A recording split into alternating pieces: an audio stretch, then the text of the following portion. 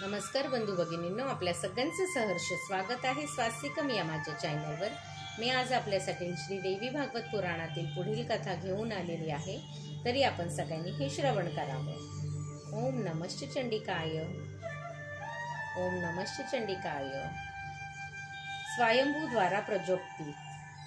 स्वयंभू मनुचा ज्येष्ठ पुत्र प्रियव्रत सत्यपरायण आणि पित्याचा परमभक्त होता।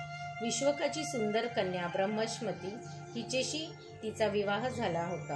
ती शीलवान होती। तिला 10 अतिशय गुणवान पुत्र झाले आणि ऊर्जास्वती नावाची कन्या झाली।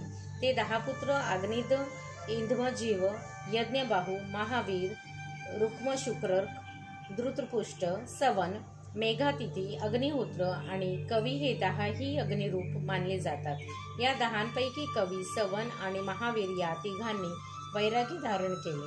ते आत्मविद्येचे ज्ञाते झाले। प्रियव्रताच्या दुसऱ्या पत्नीस उत्तम, तामस आणि रैवत असे 3 पुत्र प्रसिद्ध होते। हे तिघेही एका मन्वंतरांचे अधिपती झाले। प्रियव्रताचे शासन पृथ्वीवर होते।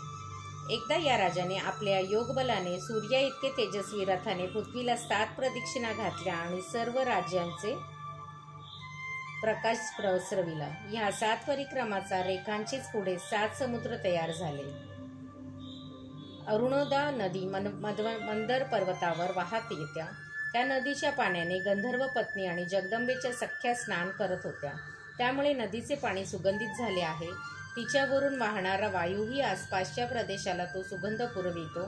तेथील वृक्षाचे जांभूळ रसयुक्त होतात। या जांभूळ फळामध्ये रसाने तृप्त झालेली देवी जगदंबिनी येथे निवास करते। जंबू नदीच्या दोन्ही तीरावरील माती जांभूळ रसाने युक्त अशी होऊन तिच्यावर पडणाऱ्या सूर्यकिरणाने शुष्क होऊन ती विद्याधर तसेच देवांच्या बायकांचे अलंकार बनविण्यास योग्य अशी होते। त्या नदी तटावरील मातीलाच जंबू नद स्वर्ण म्हणतात। प्रक्रिया माहीत असणाऱ्या व्यक्ती ह्याच स्वर्णापासून मुकुट तयार, तगडी, केयूर आदी अलंकार बनवितात।